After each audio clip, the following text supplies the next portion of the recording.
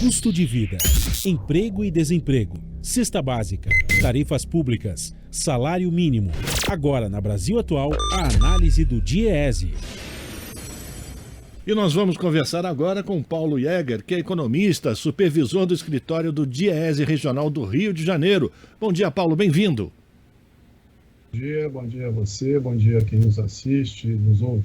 A gente vai falar sobre a produção industrial, porque o IBGE divulgou ontem a pesquisa que acompanha o setor. Ela fechou o primeiro semestre em queda com resultado negativo na maioria dos setores. E a indústria continua abaixo do nível anterior da pandemia, né, que está muito aquém ainda do patamar recorde que foi registrado em 2011. A produção recuou 0,4% de maio para junho e 0,5% na comparação com o igual mês de 2021.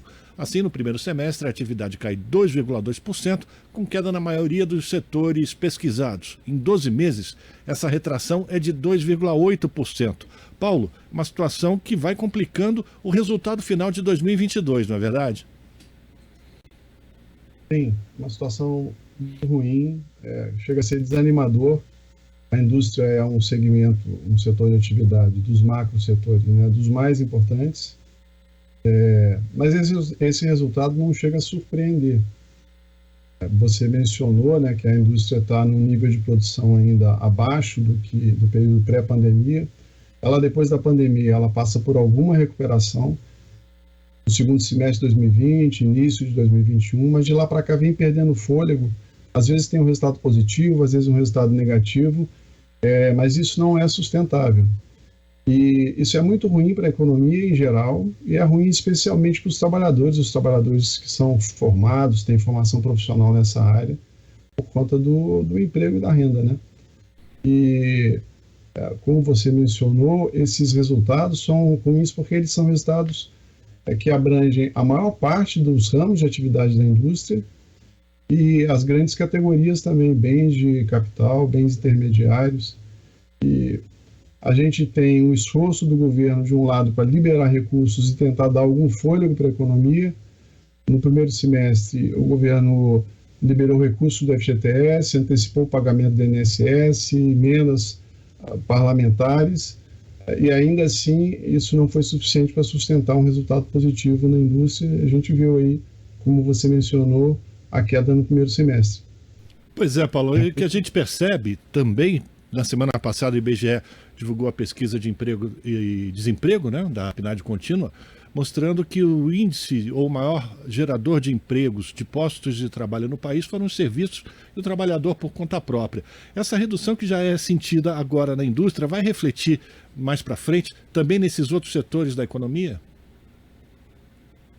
Provavelmente. Esses estímulos que o governo vem dando, eles estão fazendo com que as projeções para o crescimento da economia esse ano estejam sendo revistas para cima. Você tinha no início do ano projeções na casa de 0,3%, 0,4%, e as projeções mais recentes apontam para algo próximo a 2%. Em compensação, as projeções para o ano que vem, para 2023, quando essas medidas vão deixar de ter efeito, porque a maior parte delas dura só até dezembro, as projeções estão sendo revistas para baixo. E os últimos números já apontam para algo em torno de 0,5%. Então tem fôlego curto e, como você mencionou, esse resultado da indústria, ele reflete, de um lado, problemas com a oferta de produtos que a indústria utiliza na sua produção. Eu posso falar um pouquinho sobre isso depois, mas também reflete problemas do lado da demanda, porque a nossa economia está com fôlego curto, e isso, em boa parte, se deve ao fato de que o mercado de trabalho não reage. A gente tem uma queda, de fato, na taxa de desocupação, ela está agora abaixo da casa dos 10%, mas ainda assim a gente tem um contingente muito grande de desempregados, em torno de 10 milhões, um número muito grande de desalentados, acima de 4 milhões de pessoas, e a renda muito comprimida. Além disso, os postos de trabalho que estão sendo gerados são postos ruins, postos informais, ou mesmo postos com carteira de trabalho assinada, mas que pagam um salário muito baixo. E também trabalhadores por conta própria, que aí é o caso das pessoas que não têm outra alternativa e vão para a rua para buscar alguma renda para o seu sustento. Então não tem perspectiva desse ponto de vista de um crescimento sustentado. Pois é, Paulo, e hoje o Copom volta a se reunir e a expectativa é de aumento na taxa básica de juros, o que vem colocar água nesse moinho de recessão, né? Retira a lenha da fogueira. Na verdade, eu acho que, de certa maneira, esse resultado da indústria já vem refletindo a alta da taxa de juros. A gente tem que lembrar que, meados do ano passado, a taxa de juros básica da economia, a Selic, chegou a um patamar mínimo de 2%. E agora está na casa de 13,25%. Se eu não me engano, o Brasil foi o país que mais aumentou a taxa de juros no mundo nesse período. Se não foi o maior, foi um dos maiores. Para efeito de comparação, o governo estadunidense, na verdade o Banco Central estadunidense, ele aumentou a taxa de juros já, acho que umas 3 ou 4 vezes, desde essa alta na inflação. Lá também a inflação está chegando próximo aos 10%, o que para eles é muito mais alto do que uma taxa de 12% para a gente, considerando o nosso histórico. E a taxa de juros lá, apesar desses aumentos que foram feitos, ela está agora na casa de 2,5%. E a gente aqui, provavelmente, você lembrou bem, vai ter que enfrentar essa decisão do Copom hoje de uma nova alta. O mercado financeiro espera que a taxa de juros vá findar esse ano com um patamar de 13,75%. Isso significa, só para concluir rapidamente, significa que você tem um crédito muito mais caro para o consumidor final, para fazer os financiamentos.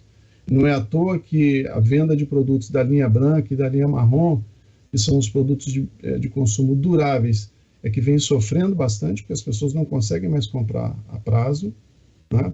E, de outro lado, faz com que o investidor, na ampliação da capacidade produtiva, as empresas, também adiem os seus investimentos, porque o custo do empréstimo é maior. Isso sem considerar que o preço, né, a taxa de juros para o tomador final é muito mais alta, né? A maior parte das famílias está endividada no cartão de crédito e paga uma taxa superior a 300% ao ano.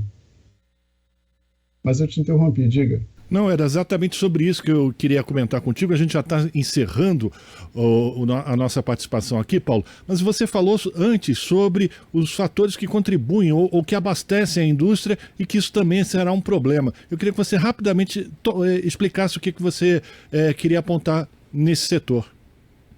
Então, a pandemia ela desorganizou as cadeias produtivas. E a indústria brasileira, ao longo dos últimos anos, ficou crescentemente dependente da importação de insumos, importação de partes e componentes.